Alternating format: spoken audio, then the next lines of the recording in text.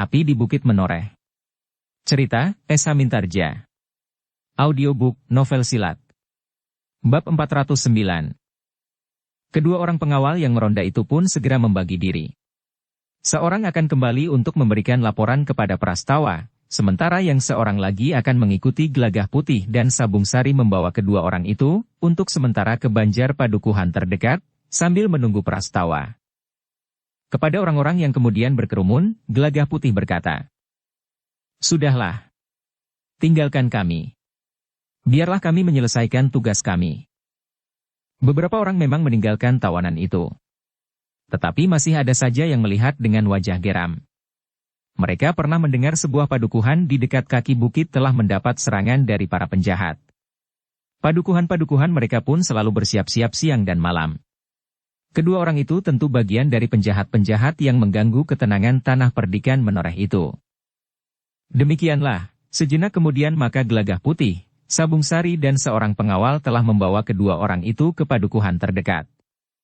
Di padukuhan itu mereka akan menunggu Prastawa untuk bersama-sama menghadap Ki Gede sambil membawa kedua orang tawanan itu. Prastawa yang kemudian mendapatkan laporan itu terkejut. Ia tidak mengira bahwa akan terjadi pertempuran. Ia menyangka bahwa Gelagah Putih dan Sabung Sari hanya akan sekedar mengamati mereka. Tentu mereka telah berbuat sesuatu yang memaksa Gelagah Putih dan Sabung Sari mengambil tindakan, berkata Prastawa. Mungkin, jawab pengawal yang memberikan laporan itu. Tetapi waktu kami datang, kami sudah melihat pertempuran itu. Sementara kami belum sempat bertanya, apakah sebabnya pertempuran itu terjadi. Demikianlah, sejenak kemudian maka Gelagah Putih, Sabung Sari dan seorang pengawal telah membawa kedua orang. Dengan cepat Prastawa dan dua orang pengawal yang menyertainya telah mengikuti pengawal yang memberikan laporan itu ke padukuhan terdekat dari arena pertempuran itu. Prastawa mendapatkan kedua orang itu sudah berada di Banjar Padukuhan, ditunggui oleh beberapa pengawal padukuhan itu yang sedang berada di Banjar. Dalam kesiagaan tertinggi, maka Banjar Padukuhan itu merupakan landasan pengendalian tugas para pengawal. Ki Bekal juga setiap hari berada di Banjar meskipun hanya sebentar, di samping tugas-tugasnya. Para pengawal dan anak-anak muda pun telah mengatur diri bergantian bertugas di Banjar, di samping tugas mereka masing-masing. Di sawah, di pasar atau pekerjaan mereka sehari-hari yang lain, agar tumpuan hidup mereka tidak goyah karenanya. Setelah berbicara beberapa lama dengan Gelagah Putih dan Sabung Sari, maka Prastawa memutuskan untuk saat itu juga membawa kedua orang tawanan itu ke padukuhan induk. Namun padukuhan ini nanti malam harus mendapat pengamanan khusus, berkata Sabung Sari. Ya, jawab Prastawa. Mungkin berita ini sempat didengar oleh orang-orang yang ada di perkemahan itu, sehingga mereka berusaha untuk mengambil kedua orang yang tertawan itu, jika mereka mengira bahwa keduanya masih berada di sini. Demikianlah, maka Prastawa telah memerintahkan kedua orang pengawalnya untuk menyiapkan sebuah pedati yang dipinjam dari salah seorang penghuni padukuhan itu. Biarlah tidak menjadi tontonan, berkata Prastawa. Karena hal itu akan dapat mengundang perhatian orang banyak. Mungkin di antara mereka terdapat orang-orang dari perkemahan. Sehingga mereka akan semakin mendendam kepada orang-orang tanah perdikan ini tanpa pandang bulu. Gelagah Putih dan Sabung Sari ternyata sependapat. Karena itu, maka beberapa saat kemudian kedua orang itu telah dinaikkan ke atas sebuah pedati. Terserah kepadamu, apakah kau ingin menjadi tontonan atau tidak, berkata Prastawa. Kedua orang itu memang merasa lebih senang bersembunyi di dalam pedati. Tetapi semula mereka menolak untuk diikat tangannya di belakang tubuhnya. Tetapi Prastawa kemudian berkata, "Jika kalian menolak, maka kami akan mengikat leher kalian. Kalian tidak akan dibawa di dalam pedati, tetapi dengan tali di leher kalian akan dipaksa berjalan mengikuti pedati itu." Apakah orang-orang tanah perdikan ini memang demikian biadabnya, desis salah seorang dari mereka. Kami sudah mencoba untuk berbuat sebaik-baiknya dengan membawa kalian di dalam pedati. Tetapi kalian menolak, jawab Prastawa. Kami tidak menolak naik ke atas pedati. Tetapi kami menolak diikat tangan kami. Kami bukan pencuri ayam atau orang-orang yang sering menyambar jemuran. Tetapi kami adalah orang-orang yang sedang berjuang untuk satu cita-cita, sahut salah seorang dari mereka. Kalian adalah tawanan kami. Kami memperlakukan kalian sesuai dengan kebijaksanaan kami. Kami tidak ingin mengalami kesulitan di perjalanan ke padukuhan induk. Karena itu kalian tinggal memilih. Naik pedati dengan tangan terikat, atau berjalan di belakang pedati dengan tali yang dikalungkan di leher kalian. Atau jika tidak kedua-duanya, kalian dapat kami bunuh di sini tanpa perkara. Kedua orang itu tidak dapat membantah lagi. Apalagi Prastawa nampaknya bersungguh-sungguh. Demikian pula kedua orang pengawal yang menyertainya. Sementara itu Gelagah Putih dan Sabung Sari seakan-akan justru tidak turut campur. Dengan demikian, maka kedua orang itu pun kemudian telah naik ke atas pedati dengan kedua tangan masing-masing terikat di belakang tubuh mereka. Keduanya telah duduk bersandar pada dinding pedati, sehingga kedua tangan mereka yang terikat tidak begitu jelas nampak dari luar. Meskipun demikian dendam kedua orang itu telah menyala sampai ke ubun-ubun. Ketika kedua orang itu kemudian dibawa ke padukuhan induk, maka Gelagah Putih dan Sabung Sari telah ikut pula mengawalnya meskipun agak jauh dari pedati itu. Prastawa sendiri ikut berada di dalam pedati, sementara 3 orang pengawal berjalan beberapa langkah di belakang, sehingga pedati itu benar-benar tidak menarik perhatian. Meskipun demikian Gelagah Putih dan Sabung Sari tetap berhati-hati. Jika ada orang lain dari perkemahan yang mengetahui keadaan kedua orang itu, maka mungkin ada langkah-langkah yang akan diambil untuk membebaskan kedua orang itu. Kita tidak tahu, apakah di antara kerumunan orang-orang yang kembali dari pasar itu terdapat orang-orang perkemahan, berkata Gelagah Putih. Memang mungkin sekali. Mereka menyelinap di antara orang-orang itu. Kemudian dengan tergesa-gesa memberitahukan kepada kawan-kawannya sehingga kawan-kawannya akan berusaha untuk membebaskannya, sahut Sabung Sari. Jika saja mereka melihat penangkapan itu, tetapi mereka tidak mengetahui bahwa keduanya telah dibawa ke padukuhan induk, maka padukuhan itu memang terancam, berkata Gelagah Putih kemudian. Sabung Sari mengangguk-angguk. Tetapi ia tidak menjawab. Dipandanginya pedati yang berjalan di depan. 3 orang pengawal dan mereka berdua. Namun ternyata perjalanan mereka tidak terganggu. Kedua orang itu meskipun lambat, akhirnya sampai juga di padukuhan induk Tanah Perdikan Menoreh. Ki Gede yang ada di rumahnya, telah menerima kedua orang itu. Semula kedua orang itu ingin menunjukkan harga diri mereka. Namun wibawa Ki Gede telah memaksa mereka menundukkan kepala mereka. Sapa Ki Gede ternyata telah mengejutkan kedua orang yang tangannya masih saja terikat itu. Dengan nada rendah Ki Gede Menoreh berkata, "Selamat datang di Tanah Perdikan ini Kisanak berdua." Kedua orang itu justru saling berpandangan sejenak. Mereka menyangka bahwa orang yang disebut Ki Gede Menoreh itu serta-merta akan membentak, mengancam dan bahkan mungkin memukulnya. Tetapi ucapan selamat datang itu justru begitu mengejutkannya mereka. Kedua orang itu sama sekali tidak menjawab. Karena kedua orang itu tidak menjawab, maka Ki Gede pun kemudian bertanya. "Siapakah nama kalian Kisanak?" Kedua orang itu ragu-ragu. Namun sikap Ki Gede itu justru memaksa mereka untuk menjawab. Seorang di antara mereka berkata, "Namaku Ilasa, Ki Gede." Ki Gede mengangguk-angguk. Katanya pula, "Yang seorang lagi Kisanak?" "Gupo, Ki Gede." Wilasa dan Gupo. Ki Gede mengulang. Kemudian Ki Gede bertanya, "Bukankah Resi Belahan telah datang?"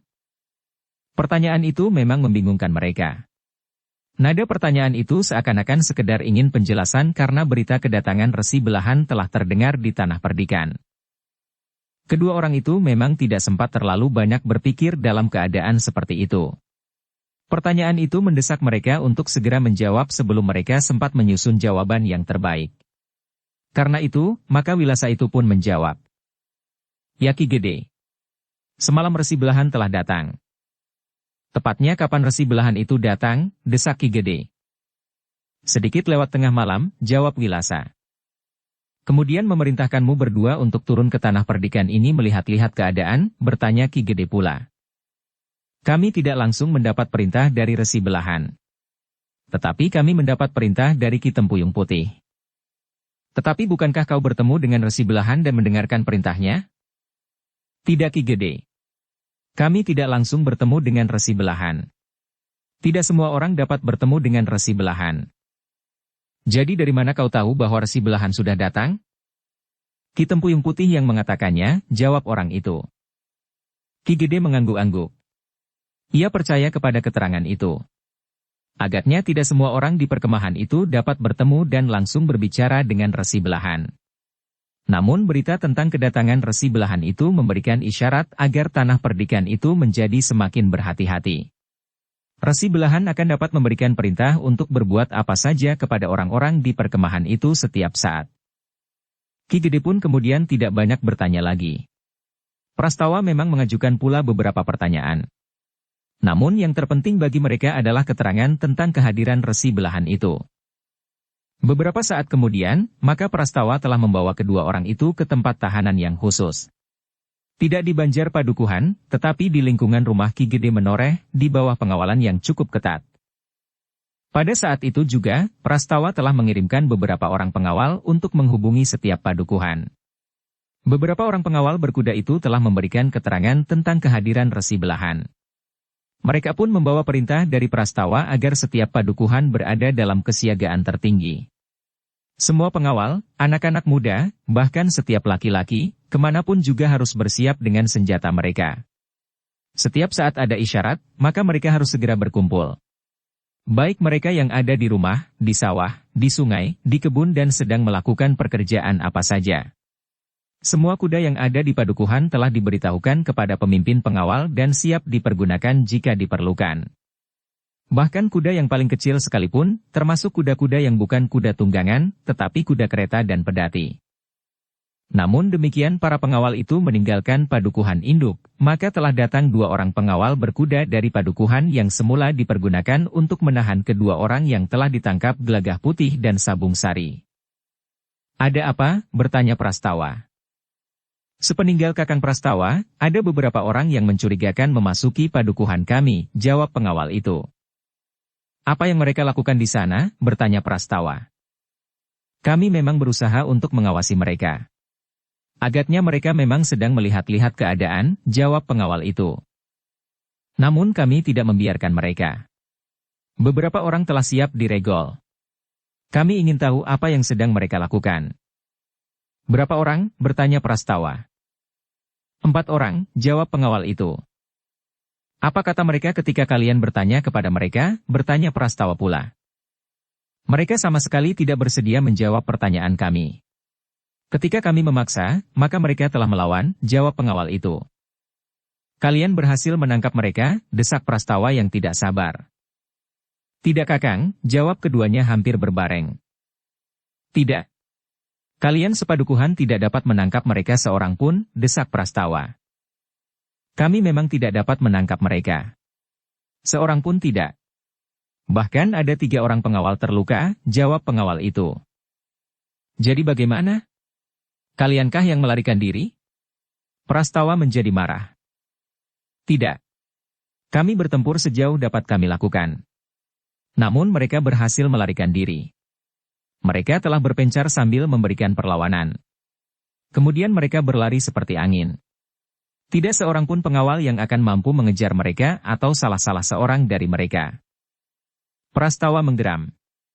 Namun ia pun menyadari, keempat orang itu tentu orang pilihan. Mereka tentu ingin mendapat keterangan tentang 2 orang kawan mereka yang tertangkap. Gelagah Putih dan Sabung Sari yang mendengar pula laporan itu menganggap bahwa keadaan tanah perdikan itu memang menjadi semakin gawat. "Mereka mempunyai orang-orang yang dapat diandalkan," berkata Gelagah Putih. "Kita harus lebih berhati-hati," jawab Sabung Sari. Dalam pada itu, Prastawa dengan beberapa orang pengawal dengan cepat menuju padukuhan yang baru saja didatangi oleh 4 orang dari perkemahan itu. Prastawa ingin mendapat keterangan lebih lengkap dari orang-orang padukuhan itu. Dalam pada itu, di sore hari, di rumah Ki Gede telah berkumpul para pemimpin tanah perdikan Menoreh yang memang dipanggil oleh Ki Gede, untuk membicarakan kemungkinan terbaik yang dapat dilakukan menghadapi orang-orang yang ada di perkemahan itu. "Kesimpulanku setelah mengamati perkembangan keadaan, maka orang-orang perkemahan itu memang ingin menguasai tanah perdikan ini. Mereka ingin membuat landasan yang kuat untuk meloncat ke Mataram," berkata Ki Gede. Agung Sedayu yang juga hadir mengangguk-angguk kecil. Katanya, "Agaknya memang demikian Ki Gede. Tetapi juga dapat sekedar mereka pergunakan untuk menjajaki kekuatan Mataram, karena mereka menganggap bahwa pada dasarnya tanah perdikan ini memiliki kekuatan yang tinggi, yang merupakan perisai bagi Mataram di sisi barat. Jika mereka dapat menghancurkan tanah perdikan, maka langkah berikutnya adalah menyerang Mataram dari sisi barat. Tentu saja ada kekuatan lain yang akan datang dari arah yang lain pula. Ya, desis Ki Gede. Dengan demikian adalah kewajiban kita untuk mempertahankan tanah perdikan ini. Bukan saja sekedar mempertahankan kampung halaman, tetapi juga membendung kekuatan yang akan dapat merembes ke timur. Dengan demikian maka kita yakin bahwa kekuatan yang ada di perkemahan itu adalah bagian dari kekuatan yang besar. Disadari atau tidak. Bahkan mungkin orang-orang yang ada di perkemahan itu justru ingin memancing di air keruh. Malam itu Agung Sedayu masih minta agar para pengawal di tanah perdikan masih bersabar. Prastawa dan beberapa orang pemimpin pengawal telah berniat untuk menyerang orang-orang di perkemahan itu. Mereka memiliki orang-orang berilmu sangat tinggi, berkata Agung Sedayu. Sebagaimana pernah terjadi, pengawal Sepadukuhan tidak berhasil menangkap 4 orang yang turun dari perkemahan itu. Bukankah itu berarti bahwa rata-rata mereka memiliki kemampuan jauh lebih baik dari para pengawal? Tetapi tentu tidak semua orang di perkemahan. Ternyata kita mampu menangkap beberapa di antara mereka. Ketika aku dan beberapa orang pengawal bertemu dengan sekelompok di antara mereka, maka aku dapat mengusir mereka. Agung Sedayu mengangguk-angguk. Namun katanya kemudian, meskipun demikian Prastawa, kita tidak dapat tergesa-gesa mengambil langkah. Kita harus tahu pasti, apakah kita akan dapat mengatasi mereka atau tidak. Jika kita sudah terlanjur turun ke kancah pertempuran, maka kita harus benar-benar meyakini. Prastawa mengangguk-angguk. Katanya, ya, aku akan menahan diri bersama-sama para pengawal. Namun tentu ada batasnya. Dalam waktu dekat, kami akan berusaha untuk dapat mengambil kesimpulan. Orang-orang yang tertawan tidak dapat memberikan keterangan yang memuaskan. Mereka masing-masing tidak dapat mengenal kekuatan di antara mereka. Kelompok yang satu dengan kelompok yang lain agaknya memang tidak begitu akrab. Bahkan orang-orang yang dipungut dari lingkungan yang berpindah-pindah itu sama sekali tidak diketahui seberapa besar kekuatan mereka, berkata Agung Sedayu. Tetapi ia pun kemudian berkata, meskipun demikian, kami masih harus memberikan keterangan tentang waktu yang singkat itu. Singkat tentu saja dalam perhitungan yang tidak mati. Orang-orang yang mendengar keterangan Agung Sedayu itu pun mengangguk-anggukan kepala mereka. Memang sulit untuk dapat mengukur kekuatan lawan jika mereka tidak lebih seksama lagi menilai keadaan. Malam itu, Agung Sedayu hanya dapat berjanji untuk memberikan keterangan secepatnya. Tetapi ia tidak tahu pasti seberapa panjang pengertian secepatnya itu. Ketika kemudian pertemuan itu selesai, serta para pemimpin itu pulang ke rumah masing-masing, maka Agung Sedayu, Ki Jayaraga dan seisi rumahnya telah berbincang tentang langkah-langkah yang akan mereka ambil. Ternyata mereka mengambil kesimpulan untuk datang ke perkemahan. Kita harus memilih orang yang benar-benar dapat melakukan kewajiban ini, berkata Agung Sedayu. Jadi siapa yang harus berangkat? Bertanya Gelagah Putih. Biarlah malam ini aku dan Ki Jayaraga. Kami akan mengajak Bajang Bertangan Baja untuk pergi bersama kami ke perkemahan itu. Memang suatu kesempatan bagi Bajang Bertangan Baja. Kesempatan untuk menunjukkan pemenuhan janji membantu kami menghadapi orang-orang perkemahan yang telah menangkap dan menyiksanya, atau kesempatan untuk melarikan diri. Bajang Bertangan Baja itu dengan suara bergetar berkata, aku akan menunjukkan kepada kalian bahwa hatiku masih belum ditumbuhi bulu serigala. Betapapun jahatnya pekertiku di masa lewat, tetapi sekarang aku melihat bahwa sebuah pintu lain telah terbuka. Pintu untuk memasuki dunia yang lain dari duniaku sebelumnya. Dunia yang lebih baik. Agung Sedayu mengangguk-angguk. Katanya, aku masih mempunyai kepercayaan kepadamu, Bajang. Selanjutnya terserah kepadamu, apakah kau akan menghargai kepercayaanku atau tidak. Sudah aku katakan, bahwa aku mempunyai niat yang baik, jawab Bajang. Atau karena dendammu kepada orang-orang perkemahan, bertanya Ki Jayaraga. Bajang Bertangan Baja itu menarik nafas dalam-dalam.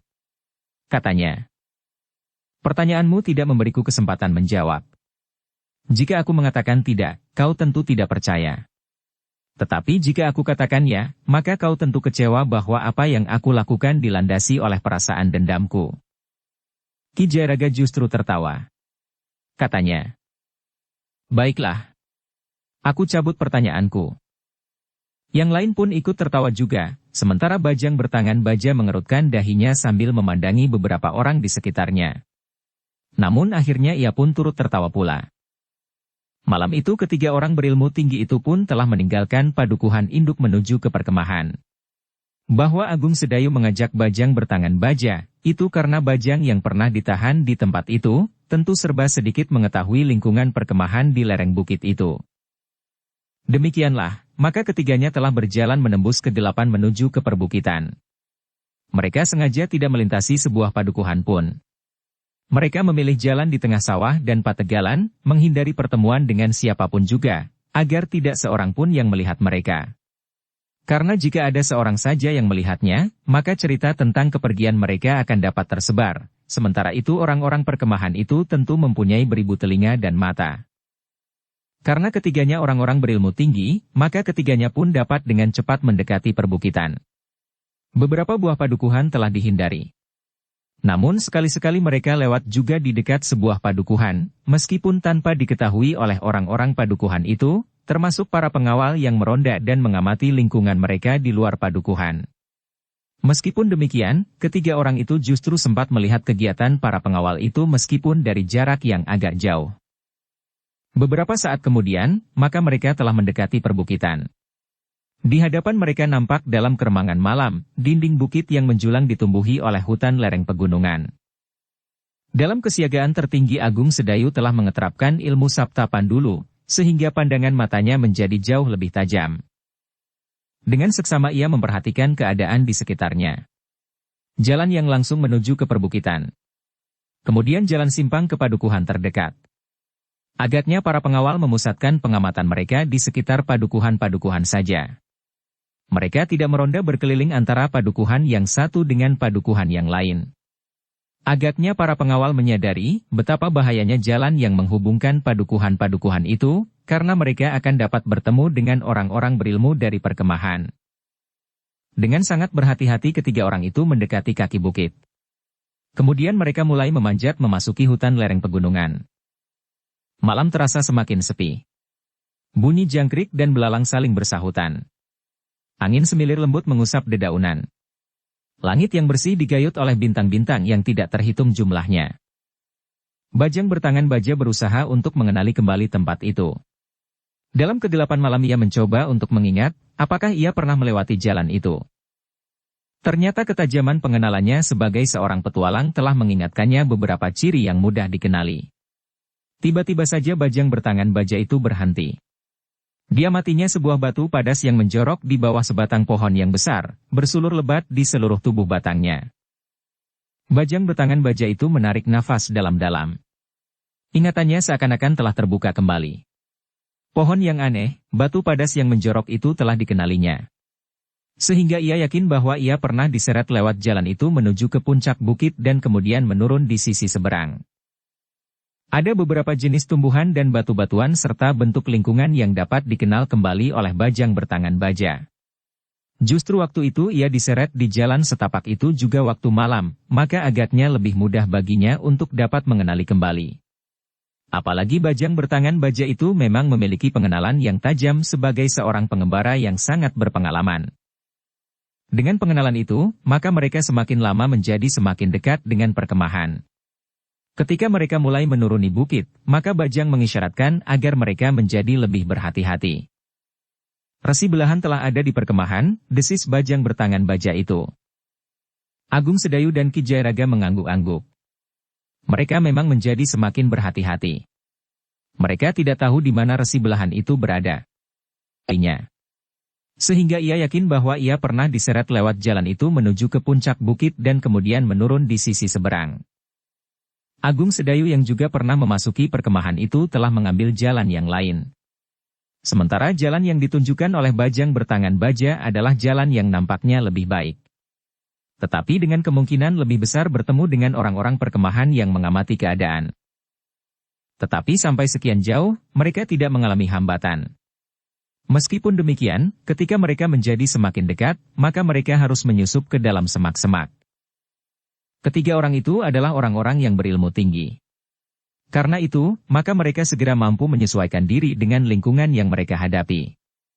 Apalagi Agung Sedayu dan Ki Jayaraga yang mengenal lingkungan tanah perdikan itu dengan baik. Meskipun mereka belum pernah menyusup langsung ke tempat itu, namun secara umum mereka dapat mengenali watak dan sifat hutan di lereng pegunungan menoreh itu.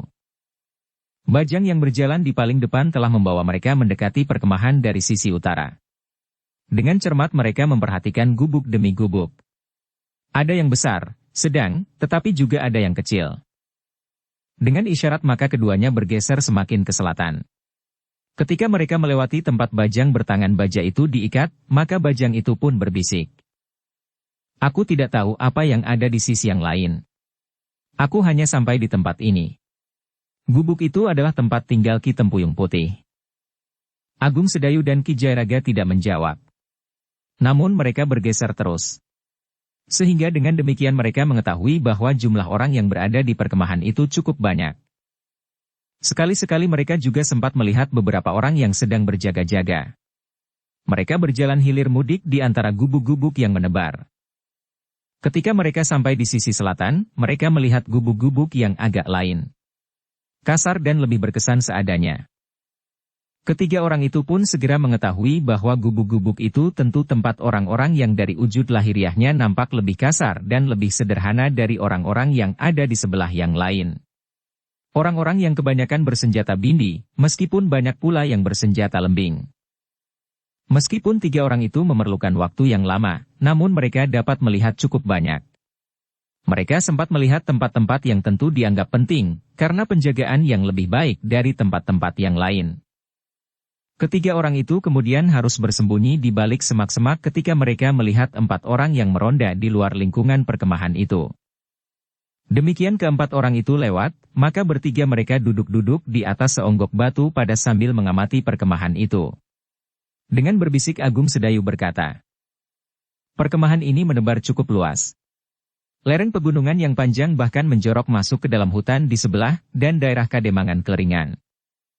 Kita memerlukan perhitungan yang cermat untuk berbuat sesuatu atas perkemahan itu.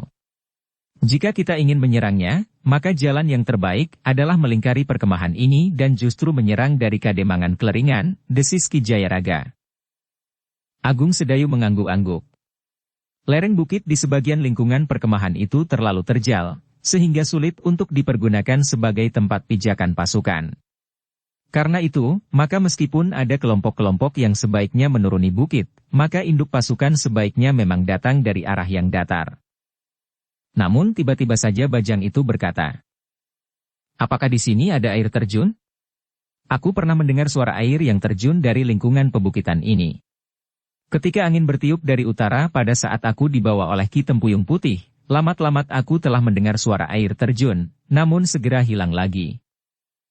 Agung Sedayu mengangguk. Katanya, "Ya, memang ada. Tetapi agak jauh." "Apakah tidak mungkin dibuat saluran sampai ke ujung perkemahan itu?" bertanya bajang bertangan baja. Agung Sedayu merenung sejenak. Dengan nada rendah ia berdesis, "Pikiran yang bagus. Tetapi pelaksanaannya memang agak sulit. Bagaimana dapat dibuat saluran yang panjang itu tanpa diketahui oleh orang-orang perkemahan yang hilir mudik itu?" Bajang bertangan baja itu mengangguk-angguk. Tetapi ia dapat mengerti keberatan Agung Sedayu. namun dalam pada itu Ki Jayaraga pun bertanya kepada bajang bertangan baja. "Apakah kau tahu di mana letak lumbung penyimpanan bahan makanan?" Bajang itu menggeleng. Katanya, "Aku tidak tahu. Selama aku berada di tangan mereka, aku terikat di pohon itu tanpa dapat bergerak. Tetapi aku sempat melihat orang membawa padi melewati tempat aku terikat dari utara ke selatan. Padi itu tentu akan dibawa ke lumbung. Bukan dari lumbung, karena jumlahnya cukup banyak." Ki Jayaraga mengangguk-angguk, sementara Agung Sedayu bertanya, "Apakah kita akan mengganggu persediaan makan mereka?" "Jika mungkin," jawab Ki Jayaraga. "Kita juga harus memikirkan akibatnya. Jika mereka kehabisan bahan makanan, maka mereka akan turun ke padukuhan." "Bukankah kita sudah siap?" bertanya Ki Jayaraga. Agung Sedayu termangu-mangu sejenak. Dengan nada dalam ia berkata, "Bagaimana jika mereka mengarahkan sasaran mereka ke Kademangan Keleringan dan Kademangan yang lain?" Ki Jayaraga menarik nafas dalam-dalam. Katanya, Ya, mereka akan dapat menjadi korban. Jika demikian, apa yang sebaiknya kita lakukan? Bertanya Ki Jayaraga. Bukankah kita juga tidak dapat dengan serta-merta menyerang perkemahan itu? Ya. Sementara itu, mereka mempunyai kesempatan lebih banyak untuk melihat tanah perdikan menoreh daripada kesempatan kita melihat keadaan mereka, jawab Agung Sedayu. Memang bukan persoalan yang mudah dipecahkan, berkata Bajang Bertangan Baja. Menurut penglihatanku sekilas ketika aku berada di tangan mereka, nampaknya mereka juga mempunyai orang-orang berilmu tinggi cukup banyak. Bahkan menurut penglihatanku, mereka bukan orang yang hatinya mudah luluh. Mereka bukan orang-orang lembut hati. Hidup mereka agaknya sudah ditempa dengan cara seperti itu. Sebagaimana aku memilih jalan hidupku, namun yang ternyata telah mencampakkan aku ke tangan Ki Tempuyung Putih dan pengikut-pengikutnya. Satu peristiwa yang memang sangat menyakitkan hati, karena aku tidak mengira sama sekali bahwa aku akan mengalaminya. Agung Sedayu dan Ki Jayaraga mengangguk-angguk kecil. Mereka pun menyadari bahwa persoalan yang mereka hadapi adalah persoalan yang gawat. Tetapi bagaimanapun juga, kita harus menunjukkan bahwa kita pun dapat berbuat sesuatu di lingkungan mereka. Kita tidak sedang berjaga-jaga sambil ketakutan di halaman sendiri. 4 orang yang datang dari perkemahan ini luput dari tangan orang sepadukuhan, berkata Agung Sedayu kemudian. Ya. Kita harus menghapus kesan kelemahan itu, desis Ki Jayaraga. Ketika Bajang Bertangan Baja akan berbicara, maka niatnya itu diurungkannya. Mereka mendengar langkah kaki mendekat, sehingga mereka segera bergeser kembali ke balik gerumbul perdu. Namun tiba-tiba Ki Jayaraga berkata sambil berbisik.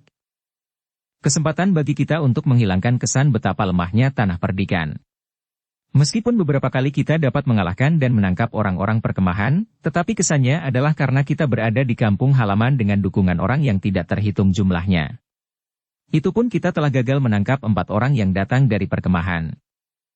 Agung Sedayu tidak menjawab. Langkah itu sudah begitu dekat. Tetapi lebih dari 5 orang. Karena itu, ia hanya memberikan isyarat saja kepada Ki Jayaraga dan Bajang Bertangan Baja. Sebenarnya lah sekelompok orang telah berjalan lewat jalan setapak menuju ke perkemahan. Namun nampaknya mereka termasuk orang-orang yang meronda mengamati keadaan. Dengan senjata di tangan, mereka berjalan berurutan sambil berbincang. Sayang kita tidak bebas keluar masuk padukuhan, desis seseorang. Ada beberapa orang pemimpin kita yang ternyata penakut, sahut yang lain. Bukan penakut, berkata yang lain lagi. Mereka harus berhati-hati.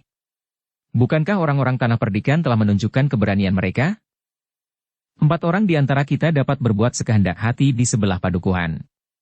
Orang-orang sepadukuhan yang keluar dan berusaha menangkap mereka sama sekali tidak berhasil, jawab orang yang pertama. Kita memerlukan apa saja dari padukuhan-padukuhan itu, berkata seorang yang bersuara serak. Pada saatnya maka kekangan ini tidak akan berarti bagi kita. Kita menjadi jemu berada di perkemahan tanpa berbuat apa-apa. Jika kita masih saja harus berhati-hati sekali, maka sampai tua kita tidak akan mendapatkan apa-apa di sini.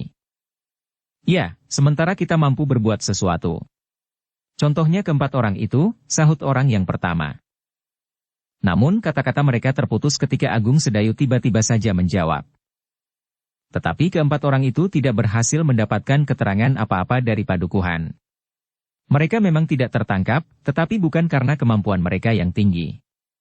Tetapi justru karena mereka melarikan diri. Yang pantas dipuji adalah kemampuan mereka melarikan diri. Orang-orang itu terkejut. Tiba-tiba saja mereka melihat 2 orang berdiri di hadapan mereka. Sementara itu Bajang Bertangan Baja masih diisyaratkan untuk bersembunyi. Orang-orang yang terkejut itu bergeser surut.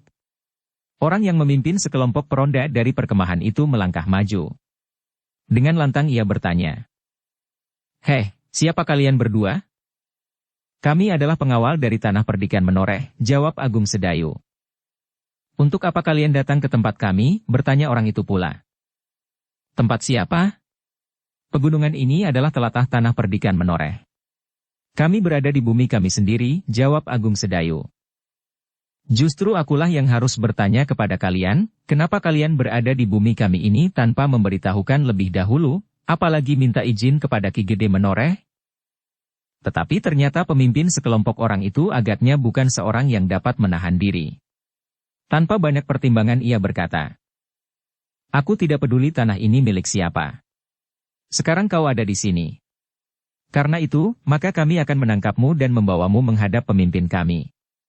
Adalah kebetulan bahwa kau begitu saja menemui kami, karena kami memang memerlukan 1-2 orang tanah perdikan." "Tunggu, Kisanak," berkata Agung Sedayu. "Sebabnya kami tidak saling menangkap. Aku bahkan ingin memperingatkanmu bahwa sebaiknya orang-orang yang berada di perkemahan itu pergi saja. Kau jangan mengigau. Sekarang menyerahlah. Pemimpin kami memerlukan kalian." "Maksudmu Resi Belahan?" bertanya Agung Sedayu. Di luar sadarnya orang itu menjawab, "Ya. Kisanak," berkata Agung Sedayu. "Katakan kepada Resi Belahan bahwa sebaiknya ia datang menemui Ki Gede Menoreh. Resi Belahan tidak perlu berusaha mengambil 1-2 orang dari tanah perdikan ini. Jika ia bertemu dengan Ki Gede, maka apa yang ingin diketahuinya dapat ditanyakan kepada Ki Gede, yang tentu tahu jauh lebih banyak dari orang-orang tanah perdikan yang lain. Apalagi cara itu tentu cara yang lebih baik dan sedikit mengenal unggah-ungguh." "Cukup," orang yang membentak. "Sebaiknya kau katakan kepada Ki Gedemu itu. Sebaiknya untuk menghindari akibat buruk atas tanah perdikan ini, maka biarlah ia datang menghadap Resi Belahan untuk menjawab pertanyaan-pertanyaannya." Jawaban Agung Sedayu memang mengejutkan. Bahkan tidak diduga sama sekali oleh orang-orang itu. Katanya, "Baiklah Kisanak. Kami akan menemui Ki Gede dan minta agar Ki Gede bersedia datang menemui Resi Belahan." Ternyata orang-orang perkemahan itu memerlukan waktu untuk merenungi jawaban Agung Sedayu itu. Namun kemudian pemimpin kelompok itu menjawab, "Tidak. Kau tidak boleh meninggalkan tempat ini. Kau berdua akan menjadi tawanan kami. Jika demikian, bagaimana mungkin kami memberitahukan hal ini kepada Ki Gede jika kami tidak boleh meninggalkan tempat ini?" bertanya Agung Sedayu. "Aku akan mengirim orang menemui Ki Gede itu." "Bukan kalian berdua," jawab pemimpin kelompok itu. Agung Sedayu justru tertawa. Bahkan Ki Jayaraga pun tertawa pula. Bajang bertangan baja harus menutup mulutnya untuk menahan agar suaranya tidak menarik perhatian orang-orang perkemahan itu. Orang-orang perkemahan itu menjadi marah. Kedua orang yang berdiri di hadapan mereka itu sama sekali tidak menghormatinya. Mereka justru mentertawakannya. Karena itu dengan lantang ia berkata, "Heh, orang-orang tanah perdikan. Apakah kalian sudah gila? Sadari, dengan siapa kalian berhadapan? Kami sadar sepenuhnya bahwa kami berdiri berhadapan dengan anak buah Resi Belahan. Atau adakah di antara kalian Resi Belahan itu sendiri?" jawab Agung Sedayu. "Setan kau. Kau berani dengan ringan menyebut nama Resi Belahan. Hukumannya, mulutmu harus dikoyakkan," geram orang itu. "Kau juga sudah menyebut namanya. Apakah mulutmu juga harus dikoyakkan?" bertanya Ki Jayaraga tiba-tiba. "Cukup, setan-setan yang sombong. Kau akan menyesali sikapmu itu." Orang itu pun kemudian memberikan isyarat kepada orang-orangnya sambil berkata, "Tangkap mereka hidup-hidup. Kita akan menyerahkan mereka kepada Ki Tempuyung Putih. Mungkin Ki Tempuyung Putih memerlukannya. Bahkan mungkin juga Resi Belahan." Orang-orangnya tidak menunggu lebih lama lagi. Mereka pun segera bergerak menyergap Agung Sedayu dan Ki Jayaraga. Sementara itu, Bajang Bertangan Baja sempat menghitung jumlah orang-orang perkemahan itu. 7 orang, katanya di dalam hati. Agung Sedayu dan Ki Jayaraga memang tidak sempat berkata apa-apa lagi. Orang-orang itu dengan serta-merta telah menyerang dengan garangnya. Namun Agung Sedayu dan Ki Jayaraga sudah siap sepenuhnya menghadapi serangan itu. Karena itu, maka mereka pun segera berloncatan menghindar. Keduanya pun segera berpencar mengambil jarak di sela-sela pepohonan hutan lereng pegunungan. Dengan demikian maka Bajang Bertangan Baja justru harus bergeser menjauh. Ia menyadari bahwa sebaiknya ia memang tidak menampakkan diri. Jika orang-orang perkemahan itu sempat mengenalinya, maka mereka akan menjadi semakin berusaha untuk menangkap orang-orang tanah perdikan, untuk mendapat keterangan tentang Bajang Bertangan Baja itu. Demikianlah, maka Agung Sedayu dan Ki Jayaraga harus bertempur melawan ketujuh orang itu. Namun Agung Sedayu tidak ingin bertempur terlalu lama. Jika orang-orang itu sempat memberi isyarat kepada kawan-kawannya, maka persoalannya akan berkepanjangan. Demikianlah, maka sejenak kemudian Agung Sedayu dan Ki Jayaraga pun telah meningkatkan ilmunya untuk mengatasi ketujuh orang lawannya. Sementara itu Bajang bertangan baja sempat mengikuti pertempuran yang kemudian terjadi sambil bersembunyi. Meskipun malam gelap, tetapi ketajaman penglihatan Bajang itu memungkinkan melihat apa yang terjadi, meskipun tidak terlalu jelas. Ketika Agung Sedayu dan Ki Jayaraga meningkatkan ilmunya, maka pertempuran pun menjadi semakin sengit. Ternyata ada di antara ketujuh orang itu memiliki ilmu yang lebih baik dari kawan-kawannya, sehingga bersama-sama mereka mampu memberikan perlawanan yang keras terhadap Agung Sedayu dan Ki Jayaraga. Tetapi Agung Sedayu dan Ki Jayaraga memang bukan lawan mereka. Dalam beberapa saat saja mereka sudah mengalami kesulitan. Serangan-serangan Agung Sedayu dan Ki Jayaraga sulit untuk dapat mereka elakkan, sementara tenaga keduanya sangat besar dan keras. Karena itu maka ketujuh orang itu pun segera terdesak. Di antara mereka justru hanya berloncatan melingkar-lingkar dan selalu menjauhi kedua orang tanah perdikan itu. Mereka sama sekali tidak mempunyai kesempatan untuk menyerang dari arah yang manapun juga. Karena itu, maka telah timbul niat di antara mereka untuk memberikan isyarat kepada kawan-kawan mereka di perkemahan. Jika seorang saja di antara mereka berhasil meninggalkan arena pertempuran itu dan mencapai perkemahan, maka mereka akan dapat segera datang kembali sambil membawa kawan-kawan lebih banyak lagi. Karena itu, maka seorang yang bertubuh tinggi kekurus-kurusan berusaha untuk meloncat menjauhi kedua orang tanah perdikan yang bertempur seperti harimau terluka itu. Namun, demikian orang itu meloncat meninggalkan arena, maka tiba-tiba saja sebuah bayangan terbang menyergapnya. Ia tidak sempat berbuat apa-apa. Ia hanya melihat ayunan tangan orang itu mengarah ke dadanya. Kemudian segalanya menjadi gelap. Orang itu pun kemudian telah jatuh dan pingsan. Dengan demikian maka kawan-kawannya telah menjadi semakin terdesak tanpa bantuan yang diharapkannya. Seorang di antara mereka telah terlempar jatuh. Kepalanya membentur sebatang pohon sehingga orang itu kehilangan ingatannya. Sedangkan ketika tangan Ki Jayaraga terayun mengenai dagu orang yang lain, maka kepalanya pun telah terangkat. Lehernya serasa akan patah. Ketika ia sedang terhuyung-huyung, maka sentuhan tangan Ki Jayaraga memburunya mengenai pundaknya. Orang itu mengaduh kesakitan. Tetapi ia masih berusaha menyingkir dari arena. Ia berusaha untuk melepaskan diri dan berlari ke perkemahan. Tetapi yang terjadi sebagaimana yang pernah terjadi atas orang yang terdahulu yang ingin memberikan laporan ke perkemahan. Sebuah bayangan bagaikan terbang dan menghantam tengkuknya. Orang itu pun kemudian tidak sempat mengeluh. Tubuhnya segera terjatuh dan pingsan. Dalam waktu yang singkat orang-orang dari perkemahan itu sudah tidak berdaya. Mereka pun tidak sempat melarikan diri. Yang dapat mereka lakukan adalah membiarkan diri mereka diperlakukan sekehendak lawan-lawannya. Agung Sedayu dan Ki Jayaraga kemudian telah menghentikan serangan-serangan mereka ketika lawan-lawannya sudah tidak mampu berbuat apapun lagi. Nah, berkata Agung Sedayu kemudian. Katakan sekarang, bahwa orang-orang tanah perdikan menoreh tidak berdaya sama sekali. Katakan bahwa kalian akan dapat berbuat apa saja di tanah perdikan. Orang-orang itu hanya berdiam. Mereka sama sekali tidak menjawab. Mereka merasa bahwa mereka memang tidak dapat berbuat apa-apa menghadapi kedua orang itu. Sekarang katakan kepada kami, bahwa orang sepadukuhan tidak mampu menangkap 4 orang dari perkemahanmu, berkata Ki Jayaraga kemudian. Orang-orang itu masih tetap berdiam diri. Karena mereka tidak menjawab, maka Ki Jayaraga berkata selanjutnya. Nah, bukankah kau percaya bahwa keempat kawanmu itu hanya pantas dipuji kemampuannya melarikan diri? Orang-orang itu masih berdiam diri. Justru mereka menjadi semakin menunduk. Tetapi mereka terkejut ketika Agung Sedayu berkata, sekarang, kembalilah ke perkemahanmu. Katakan kepada Resi Belahan, bahwa ia harus datang menghadap Ki Gede untuk memberikan keterangan tentang kehadirannya di tanah perdikan menoreh bersama dengan banyak orang. Atau jika kau juga tidak berani mengatakannya, maka katakan saja kepada Ki Tempuyung Putih atau kepada siapapun juga. Atau jika kau tidak juga berani berpesan tentang Resi Belahan, katakan saja apa yang kau alami di sini.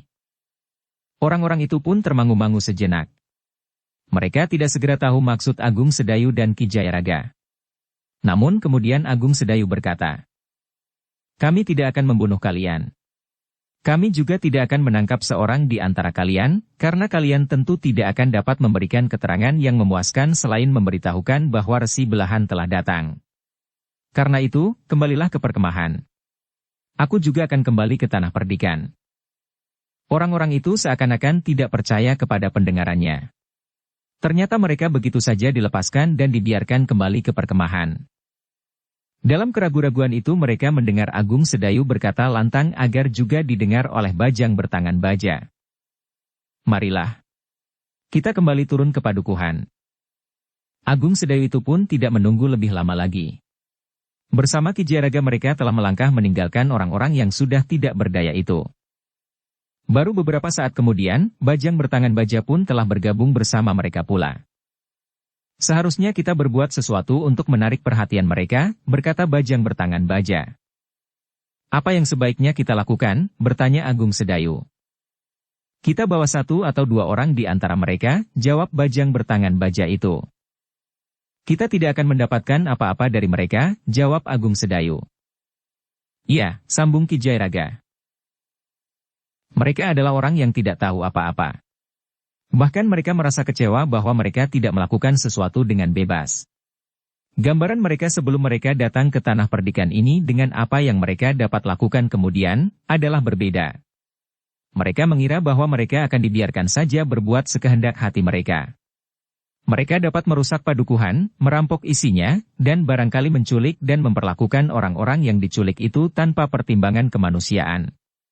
Tetapi ternyata hal itu tidak dapat mereka lakukan karena kekangan-kekangan para pemimpin mereka. Tentu bukan karena pertimbangan kewajaran sikap orang-orang beradab, tetapi pertimbangan itu tentu diberatkan pada keberhasilan rencana mereka. Bajang bertangan baja pun mengangguk-angguk. Katanya, "Ya, kau benar. Aku harus berusaha untuk menemukan alas berpikir seperti kalian. Otakku sudah terlalu lama aku pergunakan untuk membuat pertimbangan-pertimbangan dengan landasan berpijak yang lain, dan barangkali termasuk tidak wajar." Agung Sedayu tersenyum. Katanya, "Kau tinggal bergulir 1 putaran lagi Bajang." "Ya. Mudah-mudahan aku tidak bergulir ke arah yang salah," desis Bajang bertangan baja itu. Sementara itu mereka sudah menjadi semakin jauh dari perkemahan. Mereka sudah berada di puncak perbukitan, sehingga mereka akan segera menuruni tebing menuju ke padukuhan-padukuhan di bawah kaki perbukitan itu. "Apa yang akan kita katakan kepada Ki Gede?" bertanya Ki Jayaraga kemudian. "Kita berharap bahwa Ki Gede dan Prastawa tidak tergesa-gesa mengambil langkah. Perkemahan itu ternyata memiliki kekuatan yang cukup besar. Kita harus menyusun kekuatan dan mempertimbangkan segala sesuatunya secermat-cermatnya. Tetapi kita pun tidak membiarkan mereka terlalu lama berada di tempat itu. Orang-orang yang menjadi jemu akan dapat mengambil langkah-langkah yang akibatnya sangat buruk bagi penghuni tanah perdikan," berkata Agung Sedayu. Ki Jayaraga mengangguk-angguk. Tetapi katanya kemudian, "Besok malam kita akan melihat perkemahan itu dari arah yang lain. Kita tidak akan turun dari lereng perbukitan. Tetapi kita akan berjalan melingkar dan kita akan mendekati perkemahan itu dari arah barat." "Ya." Bajang itu menyahut. "Mereka besok malam tentu akan memperkuat penjagaan di lereng bukit ini setelah mendapat laporan dari orang-orang mereka itu. Sementara itu kita akan datang dari arah yang tidak mereka pertimbangkan. Mudah-mudahan bukan mereka yang turun ke padukuhan di lereng bukit. Meskipun para pengawal berjaga-jaga dengan baik, jika yang kemudian datang adalah mereka yang berilmu tinggi, maka persoalannya akan menjadi lain," berkata Agung Sedayu. "Itu memang mungkin. Mereka berniat membalas sakit hati dari orang-orangnya yang kita perlakukan dengan kasar malam ini," berkata Ki Jayaraga. Ketiganya kemudian terdiam. Mereka berjalan menuruni tebing. Seperti saat mereka berangkat, maka ketika mereka kembali, mereka telah menghindari padukuhan-padukuhan yang akan dapat menimbulkan perbincangan yang panjang tentang perjalanan mereka. Malam itu Agung Sedayu hanya sempat tidur beberapa saat. Pagi-pagi ia harus sudah bangun dan bersiap untuk pergi ke barak, sementara bersama Ki Jayaraga ia masih harus singgah di rumah Ki Gede.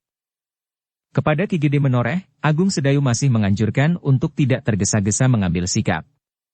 Mereka masih harus menunggu perhitungan yang lebih cermat. Malam nanti, kami akan melihat perkemahan itu dari sisi yang lain.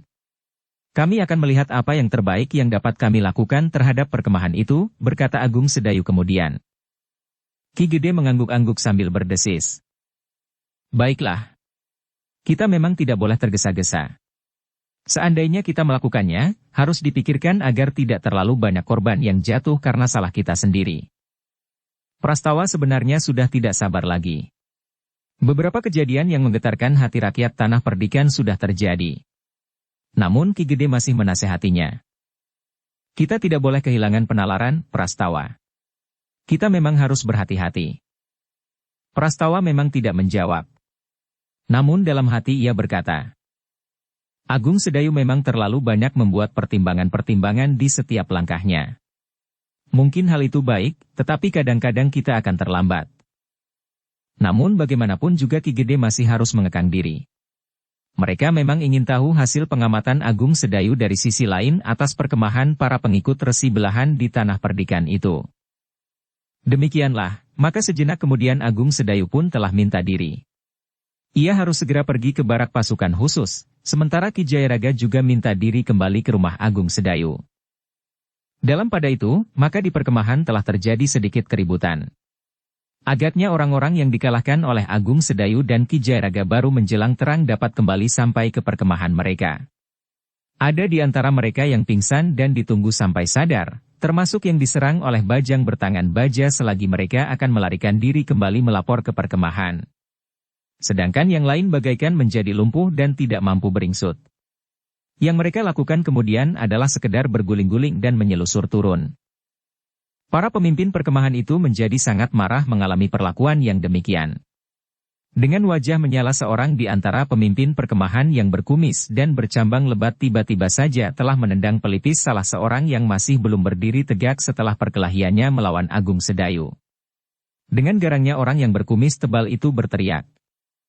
Jadi kalian sama sekali tidak berdaya hanya melawan dua orang dari Tanah Perdikan itu? Orang yang ditendang keningnya itu telah terlempar dan terbanting jatuh. Dengan suara bergetar karena kemarahannya yang mengguncang jantungnya, orang berkumis dan bercambang lebat itu bertanya selanjutnya. Kenapa kau tidak mati saja? Orang itu tidak menjawab. Dengan tergesa-gesa ia bangkit berdiri meskipun keseimbangannya belum utuh kembali. Tetapi ketakutan dan kecemasannya telah memaksanya untuk berdiri menghadap ke arah orang yang berkumis lebat itu. Seharusnya kalian semua mati saja. Buat apa kalian dipelihara di sini tanpa mampu berbuat sesuatu?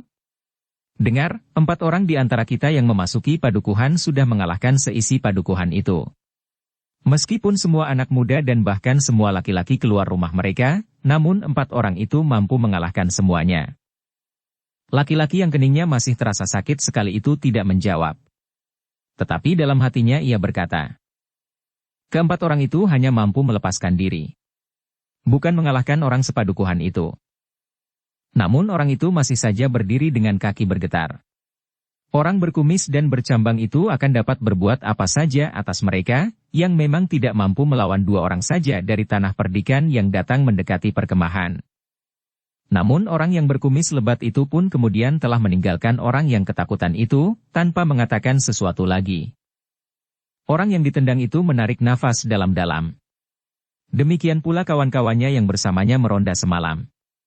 Rasa-rasanya mereka telah terlepas dari mulut seekor buaya yang garang. Namun sebenarnya, kenyataan yang terjadi itu merupakan peringatan bagi orang-orang di perkemahan itu. Bukan untuk pertama kalinya orang-orang mereka dikalahkan bahkan ditangkap. Karena itu, maka para pemimpin di perkemahan itu pun telah memperhitungkan kemungkinan secermat-cermatnya. Seperti orang-orang Tanah Perdikan, maka orang-orang di perkemahan itu tidak berani bertindak tergesa-gesa. Apalagi setelah Resi Belahan datang dan mendengarkan laporan-laporan tentang Tanah Perdikan menoreh. Resi Belahan yang mendengar laporan tentang beberapa orang yang tertawan berkata, mereka tidak akan dapat memberikan banyak keterangan. Mereka tidak mengetahui apa yang sebenarnya kita lakukan di sini. Ki Tempuyung Putih yang mewakili Resi Belahan selama Resi Belahan tidak ada, mengangguk-angguk. Namun kemudian ia pun melaporkan pula bahwa memang ada beberapa orang berilmu tinggi di Tanah Perdikan.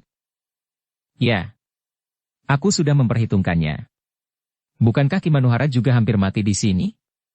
Namun kemudian ia benar-benar mati di pinggir susukan kali opak, sahut Resi Belahan.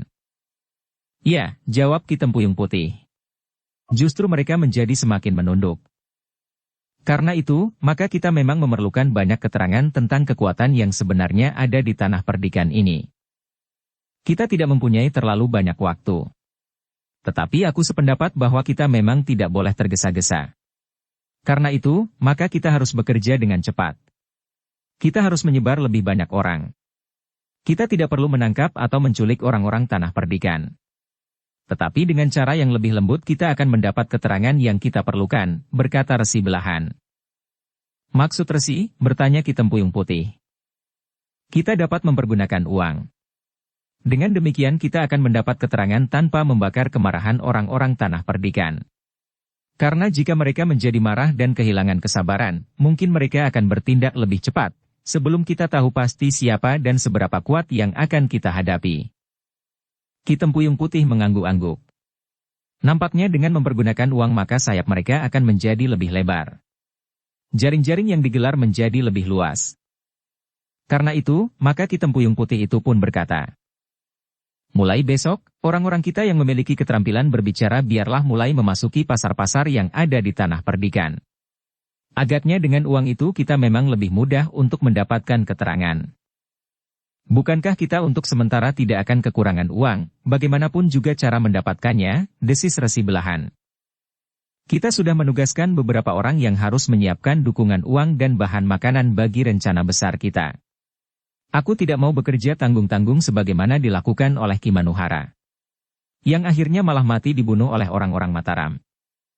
Bajang bertangan baja telah menyeretnya ke dalam jebakan yang akhirnya membunuhnya, berkata Ki Tempuyung Putih. Ia meninggalkan tugas pokoknya. Kematian adalah imbalan yang paling memadai baginya betapapun tinggi ilmunya, geram Resi Belahan.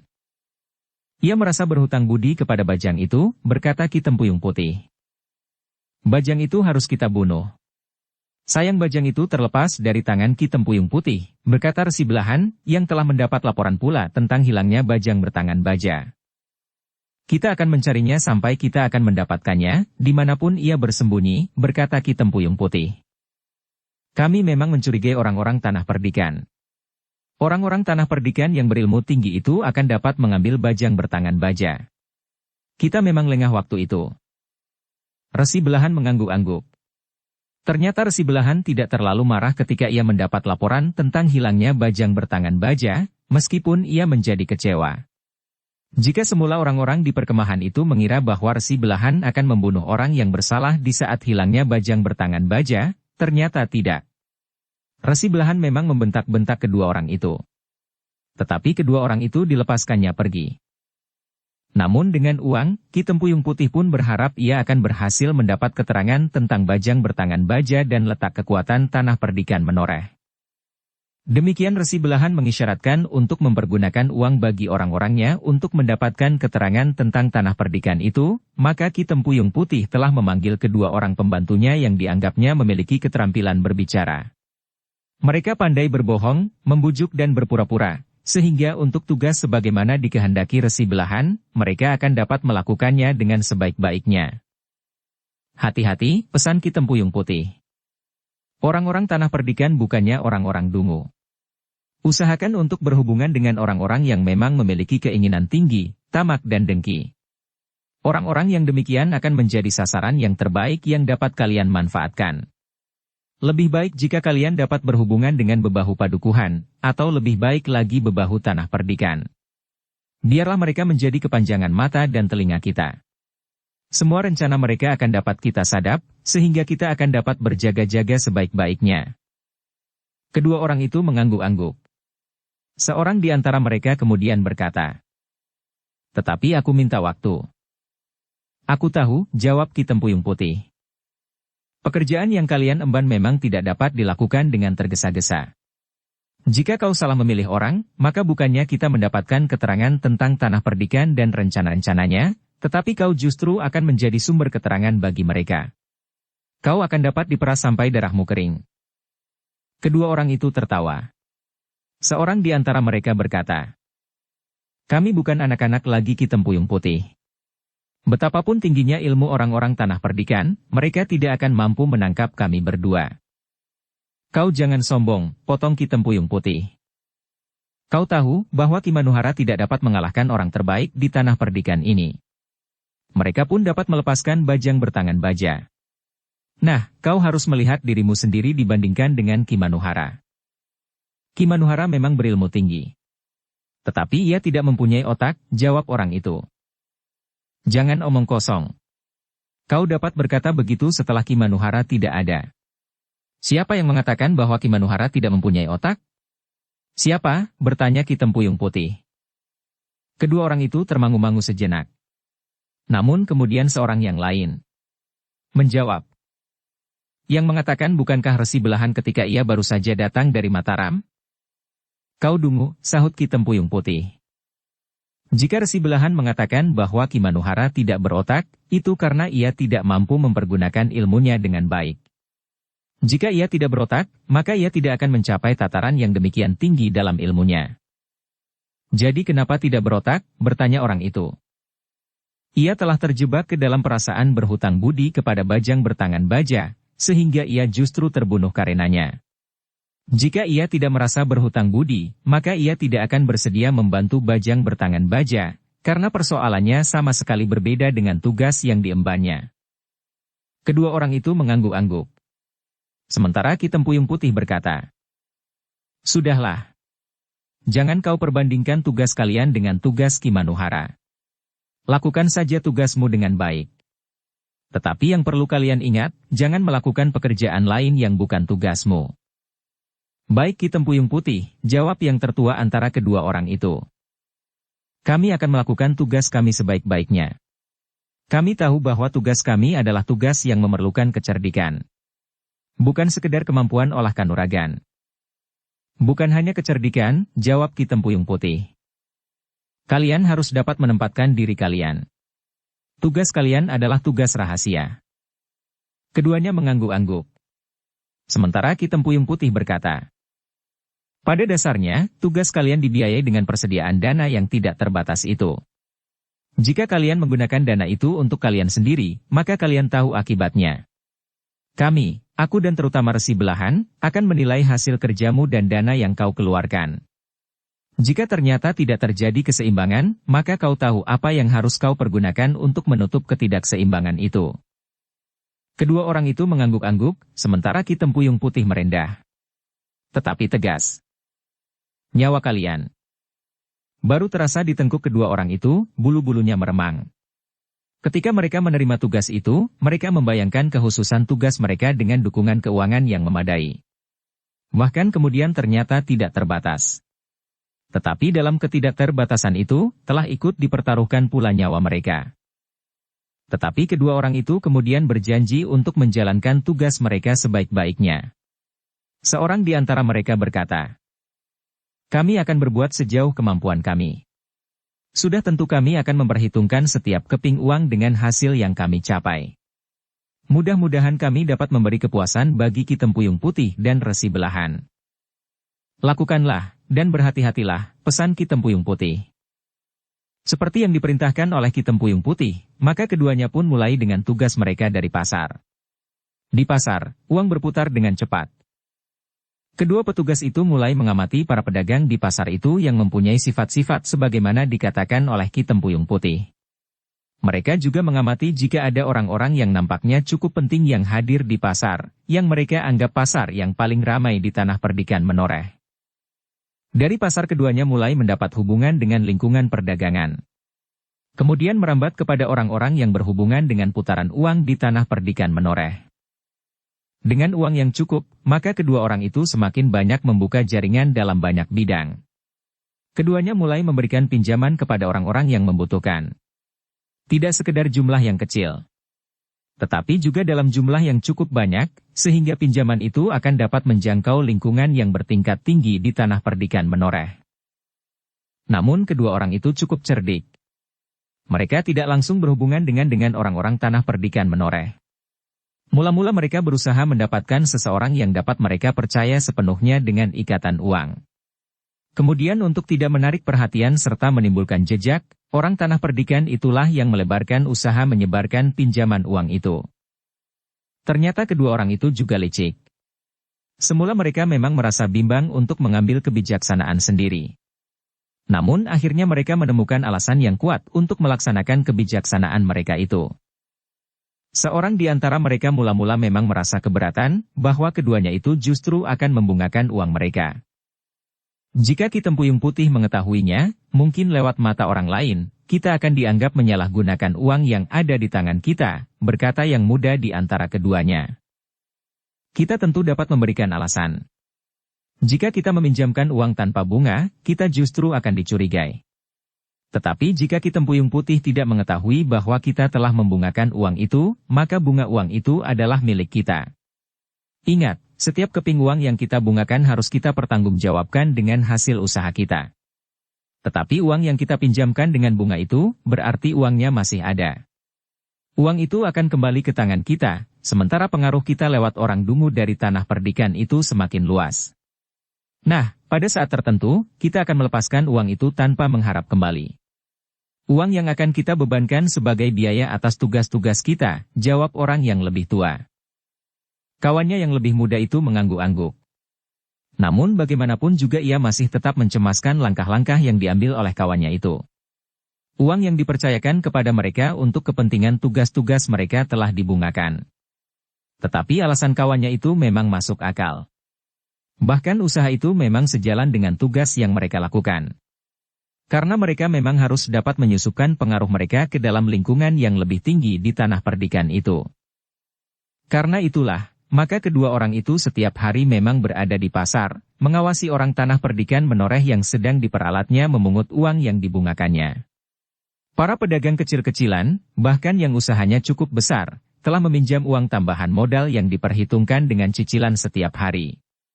Bunganya memang terhitung tidak terlalu tinggi dibandingkan dengan orang-orang lain yang pekerjaannya memang membungakan uang. Dalam pada itu, untuk beberapa lama tanah perdikan menoreh memang merasa tenang. Tidak ada kerusuhan-kerusuhan yang terjadi di padukuhan-padukuhan. Baik yang berada dekat pegunungan maupun padukuhan-padukuhan yang jauh. Sementara itu, Agung Sedayu, Ki Jayaraga dan Bajang Bertangan Baja yang mengamati perkemahan itu dari arah yang lain, tidak melihat hal-hal yang perlu mendapat perhatian secara khusus. Ketika mereka mendekati padukuhan itu dari arah barat, maka mereka menjumpai perkemahan itu sebagaimana melihat dari sisi sebelah lereng perbukitan. Karena itu, maka untuk sementara Agung Sedayu masih minta Ki Gede untuk bersabar. Namun justru karena untuk waktu yang terhitung lama tidak terjadi sesuatu di tanah perdikan menoreh, maka Agung Sedayu harus membuat pertimbangan-pertimbangan tersendiri. Sementara itu menurut pengamatannya, maka perkemahan yang ada di sebelah bukit itu masih saja dalam keadaan sebagaimana sebelumnya. Di malam hari masih nampak 1-2 buah berkas cahaya lampu yang meluncur lewat dari lubang-lubang dinding. Tidak ada perkembangan apapun yang dapat kita lihat, berkata Agung Sedayu ketika ia berada di sisi sebelah barat perkemahan itu. Ki Jayaraga mengangguk-angguk, katanya. Masih seperti beberapa hari yang lalu. Aku menjadi tidak sabar, berkata Bajang Bertangan Baja. Rasa-rasanya aku ingin menyusup masuk ke dalam perkemahan itu. Aku justru sedang melihat apa yang sebenarnya terjadi. Kenapa tidak ada pergolakan sama sekali? Kenapa tidak terjadi kerusuhan atau perilaku dari orang-orang perkemahan yang menarik perhatian? Ki Jayaraga dan Bajang Bertangan Baja hanya dapat mengangguk-angguk kecil. Mereka mengerti perhitungan Agung Sedayu yang cermat itu. Tetapi mereka pun mengerti kenapa Prastawa menjadi hampir kehilangan kesabarannya. Karena itu, maka Ki Jayaraga itu pun berkata, Ger, tidak semua orang mempunyai kecermatan dan kesabaran seperti Angger. Aku kadang-kadang menjadi cemas atas sikap Angger Prastawa. Darah mudanya masih cepat mendidih, sehingga rasa-rasanya ia akan lebih cepat kehabisan kesabaran dari orang-orang tua ini. Aku akan mohon Ki Gede untuk mengendalikannya, berkata Agung Sedayu. Jika kita kehilangan perhitungan, maka kita akan dapat terjebak dalam kesulitan. Apakah kau tidak mencemaskan kemungkinan bahwa orang-orang di perkemahan itu justru sedang menunggu bantuan, sehingga kekuatan mereka akan menjadi semakin besar? Memang ada kemungkinan, jawab Agung Sedayu. Tetapi seberapa kekuatan mereka sebenarnya saat ini pun belum kita ketahui dengan pasti. Jika mereka merasa kuat sekarang ini, maka mereka tentu akan dengan segera menyerang tanah perdikan ini, berkata bajang bertangan baja itu pula. Tetapi jangan lupa. Mereka pun belum mengetahui seberapa besar kekuatan kita di tanah perdikan ini. Aku kira mereka pun sedang berusaha untuk mengetahui seberapa besar kekuatan tanah perdikan ini, berkata Agung Sedayu pula. Ki Jayaraga dan bajang bertangan baja mengangguk-angguk. Sementara itu Agung Sedayu berkata, kita memang harus mengamati sisi lain dari kelemahan tanah perdikan, selain dari sisi kekuatan para pengawalnya. Di hari-hari terakhir kita tidak melihat kegiatan apapun. Namun justru karena itu kita harus menjadi curiga. Sebenarnya lah bahwa Prastawa memang sudah hampir kehilangan kesabaran. Jika saja Ki Gede tidak selalu mencegahnya, maka Prastawa sudah mengerahkan kekuatan di tanah perdikan menoreh untuk menyerang perkemahan itu. Namun setiap kali Ki Gede memperingatkan berdasarkan laporan dari Agung Sedayu, bahwa para pengawal tanah perdikan akan dapat disapu bersih oleh orang-orang berilmu tinggi di perkemahan, yang jumlahnya belum dapat diketahui. Jangankan diketahui, diperkirakan pun tidak. Dalam pada itu, 2 orang yang dikirim oleh Ki Tempuyung Putih ternyata mampu melakukan tugas mereka dengan baik. Bukan saja bagi kepentingan tugasnya, tetapi juga bagi kepentingan diri sendiri. Orang tanah perdikan menoreh yang dapat dibujuknya untuk bekerja sama, pada dasarnya memang seorang yang sering meminjamkan uang kepada para pedagang. Namun modalnya sangat terbatas dan bunganya cukup tinggi. Ketika kemudian ia mendapatkan modal yang cukup banyak serta tingkat bunga yang terhitung rendah, maka langganannya pun menjadi semakin banyak. Kesempatan itu telah dipergunakan oleh kedua orang pengikut Ki Tempuyung Putih itu. Keduanya pun menjadi semakin banyak mengenali orang-orang tanah perdikan menoreh. Bahkan 1-2 orang bebahu telah dikenalnya pula.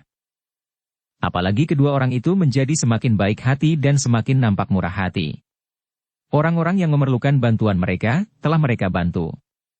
Ketika anak seorang bebahu menderita sakit, maka orang tanah perdikan menoreh yang menjalankan uang kedua orang pengikut Ki Tempuyung Putih itu telah datang kepadanya, bersama kedua orang perkemahan itu.